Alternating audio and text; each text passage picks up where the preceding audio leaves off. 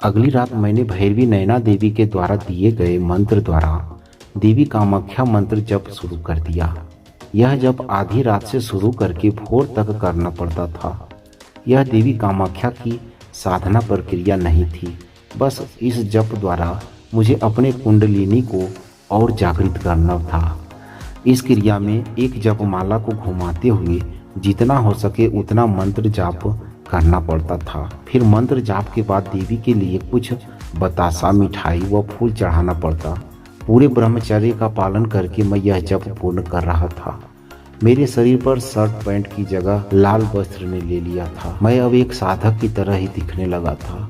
दिन में दुकान से दाल चावल इत्यादि खरीद कर लाता व खुद ही मिट्टी के बर्तन में बनाकर सादा भोजन खाता था। नहाने के लिए कभी कभी नदी में चला जाता, बाकी नहाने का स्थान यहाँ बना है। भैरवी नैना देवी प्रतिदिन शाम के वक्त आती, कुछ देर मुझसे कई प्रकार की तंत्र बातें करने के बाद चली जाती। मैं नियम अनुसार उनकी भी पूजा प्रतिदिन करता था। हालांकि भैरवी नैना देवी मेरे ज़्यादा पास नहीं आती और मुझे यह भी मना कर दिया कि मैं उनके चरण छूकर ना प्रणाम करूं।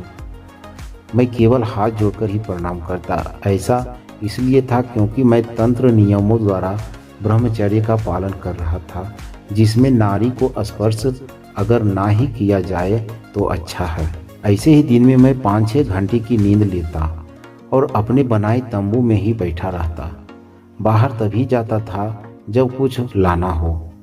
दिन बीतते रहे और मुझे इस जप शक्ति का एक तगड़ा अनुभूति 19वें दिन हुआ, जब जप करते हुए मेरा सिर चकराने लगा था।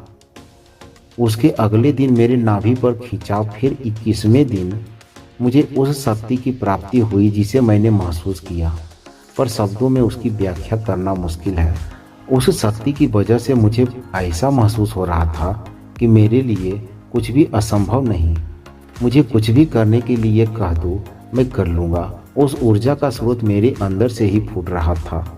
इस तरह 21 दिन की जप की समाप्ति हुई और उस रात की सुबह बहुत ही खुशहाल व सुहावना था। ऐसा जल्दी महसूस नहीं होता कि मानो शरीर हवा में बहता जा रहा है। जब समाप्ति के बाद सुबह मैंने नहा धोकर देवी कामाख्या के मंदिर में जाकर पूजा किया। मुझे बहुत मिला इन कुछ ही दिनों में, यह मैं महसूस कर रहा था। कुछ गुप्त शक्ति की भी प्राप्ति हुई। उस दिन शाम को भैरवी नैना देवी आई और उन्होंने मुझसे कहा कि मुझे भी देवी के लिए बलि देना होगा।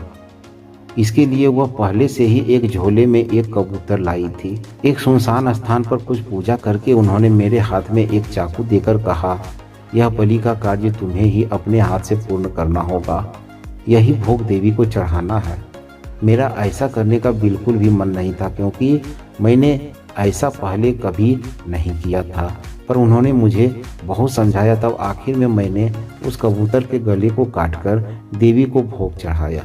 यह करना मेरे लिए काफ़ी कठिन था, पर एक बार करने के बाद उस बारे में मैं ज़्यादा सोच नहीं रहा था। यह क्रिया करने के बाद भैरवी नैना देवी ने मुझे बताया कि कल मुझे एक कन्या पूजन करना है। उसकी सभी प्रक्रिया भी उन्होंने मुझे सिखाया। देवी कामाख्या अर्थात देवी खोड़सी एक 16 वर्षीय कुमारी लड़की के रूप में है, इसलिए एक कन्या पूजन जरूरी है। मुझे पता भी नहीं था कि कल की कन्या पूजा इतना दिव्यात्मक होगा। एक ऐसी घटना जो कि बहुत ही रहस्यमय था। अगले दिन सुबह के वक्त भैरवी नैना देवी वही मंदिर से एक 8-9 साल की लड़की को कन्या पूजन के लिए लेकर आई। मैं पूजा के सब सामान सुबह ही खरीद लाया था। कन्या पूजन मैं मंदिर के पास ही कर रहा था, इसलिए वहां आए कुछ देवी भक्त भी यह देख रहे थे। मैंने विधि पूर्वक कन्या पूजन किया जैसा कि भैरवी नैना देवी ने सिखाया था। कन्या पूजन के बाद वह छोटी लड़की चली गई। उसके जाने के बाद एक बात पर मेरा ध्यान गया और मेरे साथ ही शायद भैरवी नैना देवी ने भी इस पर ध्यान दिया। हुआ ये कि मैंने मात्र हल्का सा सिंदूर, बेल पत्ता व कुछ फूल उस छोटी लड़की के पैरों पर चढ़ाया था, लेकिन वह जब वहाँ से गई तो वो छोटी लड़की के पूरे पैरों की छाप सिंदूर द्वारा बना हुआ था। ऐसा लग रहा था कि मैंने ही उसके पैरों की सिंदूर से चिन्ह बनाया है, पर मैंने ऐसा नहीं किया था। इसके वह छोटी लड़की भी वहाँ चुपचाप ही खड़ी थी तथा उसके पैरों में भी आलता जैसा कुछ नहीं लगा था। अब तक इस ओर मेरा ध्यान नहीं गया था, पर अब यह बहुत ही रहस्यमय लग रहा था। अब मैंने देखा तो भैरवी नैना देवी के आंखों से आंसू निकल रहे थे। शायद मैं जो सोच रहा था वह सही था। अब उन्होंने जल्दी से उन पैरों की छाप को छूकर साष्टांग प्रणाम किया। यह देख मैंने भी साष्टांग प्रणाम किया। वहाँ खड़े कुछ लोग जो ये देख रहे थे, उन्हें भी विश्वास नहीं हुआ कि आखिर क्या हो गया। उनमें से जिन एक दो ने ध्यान से यह समझा, उन्होंने जल्दी से आकर प्रणाम किया। आश्चर्य व खुशी के कारण मेरे गले से कोई शब्द ही नहीं निकल रहा था और भैरवी नैना देवी तो अपने आंसू ही नहीं रोक पा रही थी। वहाँ खड़ी एक महिला अपने साथ कुछ बेल पत्ते व फूल ले गई। बाकी सिंदूर, बेल पत्ते व फूल को भैरवी नैना देवी के कहे अनुसार मैंने अपने पास रख लिया। रात के वक्त मैं अपने तंबू के पास खिचड़ी बना रहा था, तभी भैरवी नैना देवी आई। मैंने उनसे पूछा, देवी माँ, क्या सचमुच आज वही हुआ जो मैं अब तक सोच रहा हूँ? क्या देवी कामाख्या स्वयं? भैरवी नैना देवी बोली, इसमें कोई शक है राघव?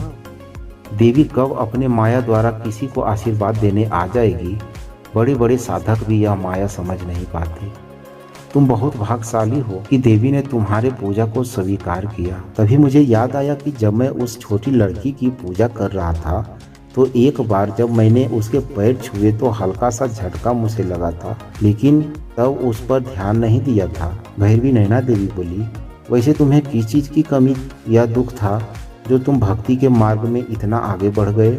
तुम एक अमीर घर के अकेले लड़के हो, तुम्हें पैसों की कोई कमी नहीं।